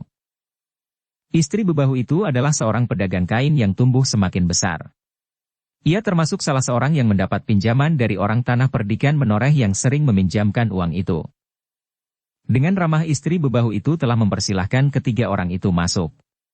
Mereka duduk di ruang tengah, ditemui oleh bebahu tanah perdikan yang anaknya sakit itu. Terima kasih atas kunjungan Ki Makerti dan kedua orang yang aku agaknya belum mengenalnya, berkata bebahu itu. Bukankah itu sudah menjadi kewajiban kita saling mengunjungi, apalagi jika salah seorang dari kita mengalami kesusahan seperti Ki Marbudi sekarang ini, jawab Ki Makerti. Lalu kemudian ia telah memperkenalkan kedua orang yang datang bersamanya. Keduanya adalah masih sanak kadangku sendiri. Yang seorang adalah Ki Prasanta dan Ki Saramuka. Kami datang untuk sekedar untuk memberikan keprihatinan Ki Marbudi. Hanya kunjungan seperti inilah yang dapat kami lakukan, berkata Ki Makerti kemudian. Tetapi dari mana Ki Makerti tahu bahwa anakku sedang sakit sekarang ini, bertanya Ki Marbudi. Nyi Marbudi mengatakan bahwa anaknya sedang sakit. Apalagi kemudian Nyi Marbudi tidak nampak di pasar. Aku mengira anaknya yang sakit tidak dapat ditinggalkan. Karena itu, kami yang sering berhubungan jual beli di pasar, datang menengok anak Nyi Marbudi. Bukankah aku pernah menceritakan serba sedikit tentang bantuan Ki Makerti, berkata Nyi Marbudi. Tentu bukan bantuan. Kita saling mendapatkan keuntungan, jawab Ki Makerti. Nyi Marbudi dapat memutar uang itu, sementara aku dapat menitipkan uang untuk ikut berputar dan mendapat sedikit keuntungan pula. Ya, desis Ki Marbudi. Istriku juga pernah menceritakannya. Memang satu kerjasama yang saling menguntungkan. Tetapi kami wajib mengucapkan terima kasih. Demikianlah, untuk beberapa saat mereka saling berbincang. Mereka mula-mula membicarakan anak Ki Marbudi yang sakit. Namun kemudian merambat memasuki pembicaraan tentang tanah perdikan mereka. Namun akhirnya Ki Makerti kembali lagi ke soal uang yang dipinjamkan kepada Ki Marbudi. Ia masih menawarkan tambahan modal jika dikehendakinya.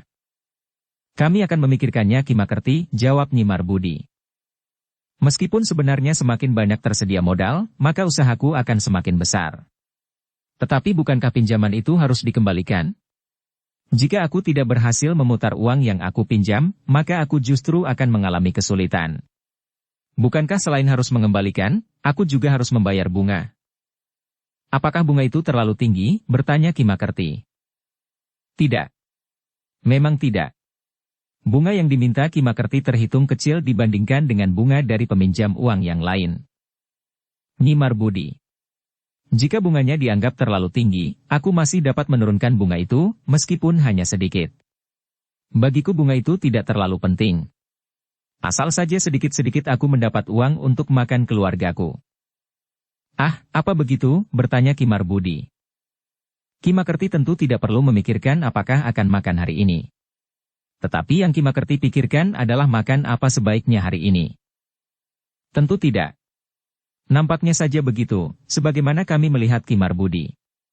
Seorang bebahu tanah perdikan yang mempunyai sawah pelungguh yang luas, kebun kelapa yang juga luas, dan Nyi Marbudi yang masih juga pandai mencari uang di pasar. Orang-orang yang sedang berbicara itu tertawa. Tetapi Nyi Marbudi harus bangkit dan meninggalkan pertemuan itu karena anaknya yang sakit merengek memanggilnya.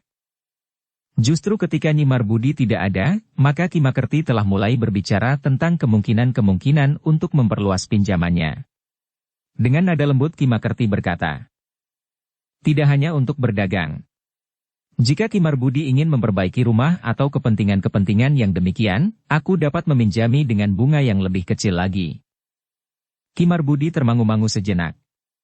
Sementara Ki Makerti berkata, "Sudah tentu tidak kepada banyak orang.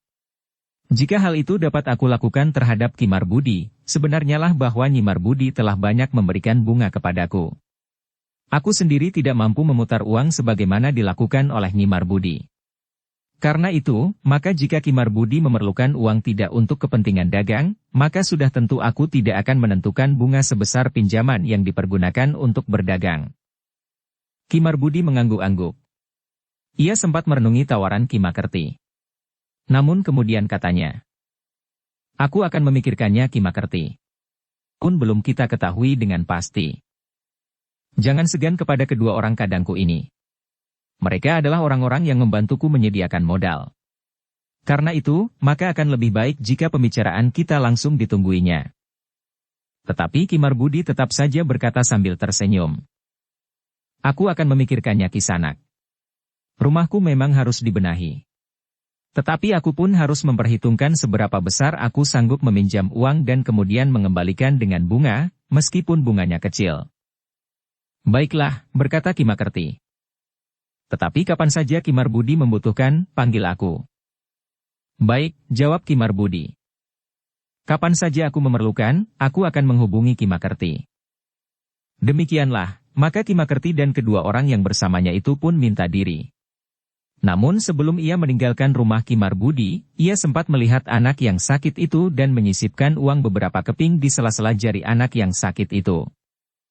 Sepeninggal Ki Makerti, Ki Marbudi dan istrinya sempat berbincang tentang kebaikan hati Ki Makerti. Berbeda dengan peminjam uang yang lain, Ki Makerti terhitung orang yang paling baik. Yang kemudian menganggapnya demikian bukan saja Ki Marbudi, tetapi juga beberapa orang yang lain. Dan bahkan juga beberapa orang bebahu. Namun sedemikian jauh, Ki Makerti dan kedua orang pengikut Ki Tempuyung Putih itu masih belum mendapat beberapa keterangan penting. Mereka masih belum mendapat keterangan tentang Bajang Bertangan Baja. Para bebahu juga tidak tahu apapun tentang Bajang Bertangan Baja. Seisi rumah Agung Sedayu berusaha untuk tetap merahasiakan kehadiran Bajang Bertangan Baja itu di rumah mereka. Demikian pula Ki Gede dan orang-orang terpenting di tanah perdikan yang pernah mendapat laporan dari Agung Sedayu, tidak pernah membicarakan Bajang Bertangan Baja itu secara terbuka. Apalagi dengan orang-orang yang tidak terlalu dekat dengan Ki Gede. Dalam pada itu, Ki Tempuyung Putih mulai menjadi gelisah. Orang-orang di perkemahan itu pun menjadi jemu menunggu. Apalagi selama menunggu, mereka merasa tidak lebih baik dari orang-orang yang tertawan. Mereka sama sekali tidak mempunyai kebebasan untuk bertindak. Untuk berburu pun mereka diberi batasan-batasan agar tidak berbenturan dengan orang-orang tanah perdikan menoreh. Ketidaksabaran orang-orang perkemahan itu sejalan dengan kejemuan orang-orang tanah perdikan menoreh untuk menunggu. Ketika pada suatu kali terjadi kegemparan di sebuah pedukuhan, maka para pengawal perdikan menoreh mulai mencari sasaran untuk mencari kesalahan. Ki Gede sendiri datang di sebuah padukuhan yang baru saja dilanda kesusahan. Seseorang gadis yang sedang berada di pategalan memetik daun kacang panjang, telah disergap oleh dua orang laki-laki yang tak dikenal. Gadis itu memang sempat berteriak, namun dua orang telah menyeretnya ke kaki perbukitan. Agaknya tidak seorang pun berada di pategalan dan mendengar teriakannya. Apalagi ketika mulut gadis itu kemudian telah disumbat dengan dedaunan yang dihentakkan dari pepohonan. Namun nasib gadis itu ternyata masih cukup baik. Yang Maha Agung masih melindungi keselamatan serta harga dirinya. Ketika kedua orang itu menyeretnya melintasi jalan di kaki bukit, beberapa orang pengawal yang meronda telah melihatnya. Dengan cepat mereka berlari menyusul kedua orang itu. Kedua orang itu memang tidak mengira bahwa mereka akan berpapasan dengan para peronda. Apalagi jalan mulai menanjak. Karena itu, maka gadis itu telah dilepaskannya. Keduanya berusaha untuk melarikan diri naik ke lereng perbukitan. Tetapi pada pengawal yang meronda itu tidak mau melepaskan mereka. Kedua orang itu dikejarnya hampir sampai ke puncak. Keduanya yang merasa tidak dapat lagi untuk terus berlari, telah memilih jalan untuk melawan para pengawal yang mengejar mereka.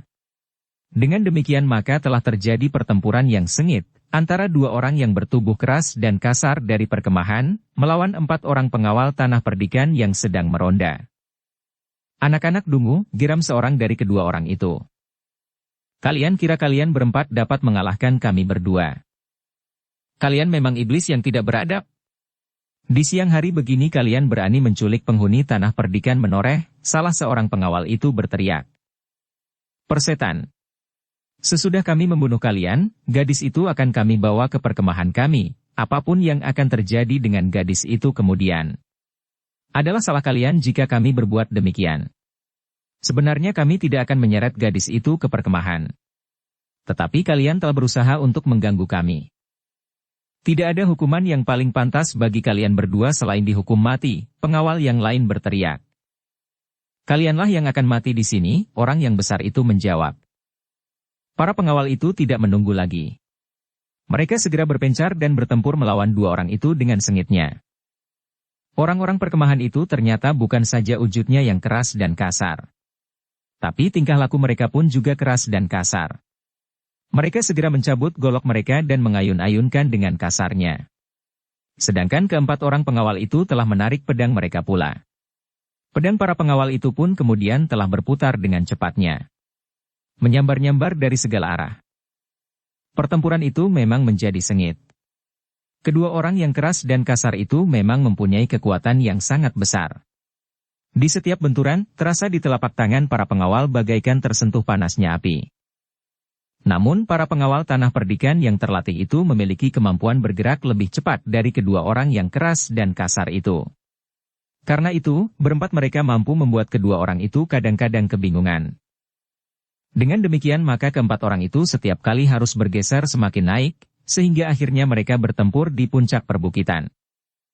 Meskipun demikian, para pengawal itu masih saja mengalami kesulitan. Pengawal yang termuda, yang dengan garangnya menyerang salah seorang dari kedua orang yang datang dari perkemahan itu, telah kehilangan sasarannya yang sempat mengelak.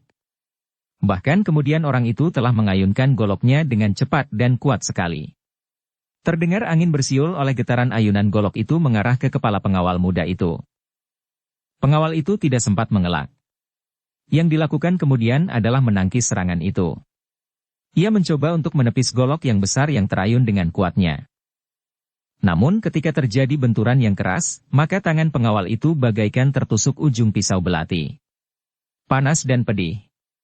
Sehingga karena itu, maka telapak tangannya tidak sanggup lagi mempertahankan pedangnya, sehingga pedangnya itu meloncat lepas dari tangannya. Sementara itu, meskipun golok lawannya berubah arah, namun ujungnya masih juga sempat menggores pundak pengawal itu, sehingga terluka. Darah pun kemudian telah mengalir dari lukanya. Pengawal yang masih muda itu memang terdorong surut. Tetapi ketika lawannya itu mengejarnya, maka seorang pengawal yang lain dengan kecepatan yang tinggi telah memburunya. Ujung pedangnya terjulur lurus menggapai lambung orang itu. Orang itu terkejut. Perhatiannya memang tertuju kepada pengawal yang kehilangan pedangnya itu. Satu kesempatan baginya untuk membelah kepala pengawal itu dengan goloknya yang besar. Tetapi sebelum ia sempat mengayunkan goloknya, lambungnya telah disengat oleh ujung pedang pengawal yang lain. Orang itu menggeram marah. Sambil berteriak ia meloncat menyerang pengawal yang melukai lambungnya itu. Namun pengawal itu dengan cepat mengambil jarak. Sementara itu pengawal yang kehilangan pedangnya telah berhasil memungut pedangnya kembali. Meskipun tangannya masih terasa pedih, tetapi ia telah menggenggam pedangnya dengan erat-erat. Ketika ia melihat kawannya yang membantunya diburu oleh lawannya itu, maka ia pun segera meloncat sambil berteriak pula. Orang itu memang berhenti. Wajahnya menjadi merah oleh kemarahan yang tertimbun di jantungnya. Tetapi ia tidak dapat berbuat banyak. Dua orang lawannya telah menyerang hampir bersamaan. Karena itu, maka ia pun harus berloncatan menghindar dan menangkis serangan-serangan itu. Dalam pada itu, kawannya yang seorang lagi ternyata juga mengalami kesulitan. Kedua pengawal tanah perdikan menoreh itu bertempur semakin cepat. Pedang mereka pun berputaran, menebas, terayun dan mematuk dari segala arah. Dua ujung pedang yang berterbangan di sekitarnya itu seakan-akan berpuluh ekor lebah yang mengerubunginya. Dengan demikian maka orang itu pun mengalami kesulitan untuk mempertahankan diri, sehingga ujung pedang lawannya itu sekali-kali sempat menyentuh kulitnya pula. Betapa luka-luka kecil mulai nampak di tubuhnya. Semakin lama semakin banyak, darah pun mulai mewarnai kulit orang yang bertubuh keras dan kasar itu. Beberapa kali orang itu mengumpat-umpat. Namun ia tidak mampu menghindari serangan-serangan yang semakin deras menghujaninya. Kedua orang itu memang tidak mampu bertahan lebih lama lagi. Keempat pengawal dari tanah perdikan itu pun sangat marah pula sebagaimana kedua orang itu. Tindakan kedua orang itu sama sekali tidak mencerminkan tingkah laku seseorang yang hidup dalam pergaulan manusia beradab. Demikianlah maka serangan keempat pengawal itu semakin lama menjadi semakin garang. Kedua orang perkemahan itu menjadi semakin kesulitan. Betapapun kemarahan membakar hati mereka, namun mereka tidak dapat mengingkari kenyataan bahwa tubuh mereka telah terluka semakin lama semakin parah. Pada saat yang paling sulit, maka seorang di antara kedua orang itu merasa tidak tahan lagi mengalami tekanan serangan-serangan lawannya. Karena itu, maka tanpa memberikan isyarat apapun kepada kawannya, maka ia pun telah berlari meninggalkan arena, meluncur turun lewat sela-sela pepohonan menuju perkemahan mereka. Kedua orang pengawal yang bertempur melawannya telah pula memburunya. Tetapi keduanya masih harus memikirkan kemungkinan buruk yang dapat terjadi atas mereka, jika mereka sampai terperosok ke perkemahan. Karena itu, ketika orang yang mereka kejar itu seperti menggelinding saja di lereng perbukitan, maka keduanya terpaksa menghentikan kejaran mereka. Namun pada saat itu, orang dari perkemahan yang seorang lagi, telah kehilangan harapan pula untuk bertahan. Apalagi setelah kawannya berlari meninggalkan arena. Karena itu, maka ia pun telah memilih melarikan diri meninggalkan lawan-lawannya. Tetapi nasibnya tidak sebaik kawannya. Para pengawal yang marah itu mengejarnya. Bahkan tiba-tiba saja orang itu melihat dua orang pengawal yang lain, yang gagal mengejar lawan mereka yang seorang lagi, telah melihat orang yang melarikan diri itu. Karena itu, maka keduanya dengan serta-merta telah menghadang orang yang telah melarikan diri itu. Orang itu benar-benar menjadi putus asa. Para pengawal pun tidak lagi mengekang diri. Kemarahan mereka telah menyala sampai ke ubun-ubun. Orang yang memperlakukan gadis-gadis seperti itu, tidak pantas berada di lingkungan orang-orang beradab. Karena itu, maka para pengawal telah beramai-ramai menyerang orang yang kebingungan itu. Orang itu sebenarnya memang telah terluka. Serangan-serangan berikutnya telah membuat lukanya menjadi semakin parah. Meskipun dengan putus asa ia mencoba melawan, namun sama sekali tidak ada artinya. Para pengawal yang seakan-akan telah kehilangan kesadarannya itu baru berhenti ketika orang itu telah terjatuh di tanah liat di lereng pegunungan. Orang itu tidak sempat lagi mengaduh. Keempat orang itu termangu-mangu sejenak. Seorang di antara mereka berkata, "Apa yang akan kita lakukan atas tubuh itu?" Seorang dari mereka telah melarikan diri. Orang itu tentu akan kembali mengambil kawannya. Kita tidak dapat berbuat banyak, karena mungkin orang itu akan datang membawa kawan yang tidak akan dapat kita lawan, jawab yang lain. Keempat orang itu sepakat untuk meninggalkan tempat itu. Dua di antara mereka ternyata sudah terluka meskipun tidak terlalu parah. Ketika keduanya turun dari bukit, mereka menemukan gadis yang telah diseret oleh kedua orang itu masih terbaring di tempatnya. Agaknya gadis itu menjadi pingsan dan baru saja ia menjadi sadar. Ketika ia melihat keempat orang datang menghampirinya, gadis itu telah menjerit ketakutan. Namun seorang di antara pengawal itu dengan cepat berkata, "Heh, bukankah kau kenal kami?" Kata-kata itu seakan-akan tidak didengar oleh gadis yang ketakutan itu. Bahkan gadis yang baru saja sadar dari pingsannya itu berusaha untuk bangkit dan berlari. Tetapi pengawal itu berkata sekali lagi lebih keras, "Heh, kau kenal kami. Kami telah menyelamatkanmu." Teriakan itu begitu kerasnya sehingga mampu mengatasi gejolak perasaan gadis itu. Seakan-akan di luar sadarnya ia memandang keempat orang yang mendekatinya itu. Di antara yakin dan ragu ia memang telah melihat 4 orang anak muda yang sudah dikenalnya, meskipun tidak terlalu akrab. "Pandangilah kami," berkata peronda yang lain. "Kami telah menolongmu. Aku telah terluka pundakku, tetapi tidak apa-apa. Aku tidak akan mati karena luka kecil ini." Gadis itu mulai meyakini penglihatannya. Namun tiba-tiba saja ia telah terjatuh pada lututnya. Kedua tangannya menutupi wajahnya sambil menangis. "Sudahlah," berkata yang tertua di antara 4 orang pengawal itu. "Jangan menangis. Orang akan dapat menjadi salah paham. Mereka akan dapat menuduh justru kamilah yang membuatmu menangis di tempat seperti ini." Gadis itu memang berusaha untuk mengatasi tangisnya. Meskipun tangisnya mereda, namun gadis itu terisak-isak sehingga tubuhnya terguncang-guncang. Baru beberapa saat kemudian gadis itu terdiam. "Marilah, aku antar kau pulang," berkata salah seorang pengawal yang sedang meronda itu. Demikianlah, meskipun keempat pengawal itu mula-mula berusaha menyembunyikan persoalan yang dihadapi oleh gadis itu sebelum mereka menyerahkannya kepada orang tuanya, ternyata tidak dapat mereka lakukan. Ketika keempat anak muda itu berjalan bersama seorang gadis yang kusut, matanya merah bahkan tubuhnya kotor oleh debu dan tanah, maka persoalan telah timbul. Beberapa pasang mata yang curiga memandangi mereka dengan tajamnya. Bahkan seseorang telah menghentikan mereka dan bertanya, "Apa yang telah terjadi?" "Biarlah aku serahkan ia kepada orang tuanya, nanti kalian akan mendengar," jawab salah seorang pengawal itu. Tetapi beberapa orang menjadi tidak sabar. Mereka mendesak untuk mendengar jawaban para peronda itu, apa yang telah terjadi atas gadis itu. Kasihanilah sedikit pada gadis itu. Ia akan menjadi semakin ketakutan, malu dan barangkali perasaan-perasaan lainnya yang dapat menyiksanya. Biarlah ia bertemu dengan orang tuanya lebih dahulu. Orang-orang itu masih saja mendesaknya. Seorang yang sudah separuh baya bertanya dengan keras, "Heh, apa yang telah kalian lakukan terhadap gadis itu?" Keempat orang pengawal itu justru tersinggung mendengar pertanyaan itu. Seorang di antara mereka menjawab, "Apa yang kau bayangkan? Katakan, apa yang sudah kami lakukan? Lihat, aku telah terluka." Seharusnya kalian berpikir 2 kali untuk melemparkan pertanyaan-pertanyaan tentang gadis itu. Orang-orang itu memang terdiam. Mereka melihat para pengawal yang bertugas di padukuhan itu segera mendorong beberapa orang mundur dan berkata, "Biarlah gadis itu dibawa kepada orang tuanya."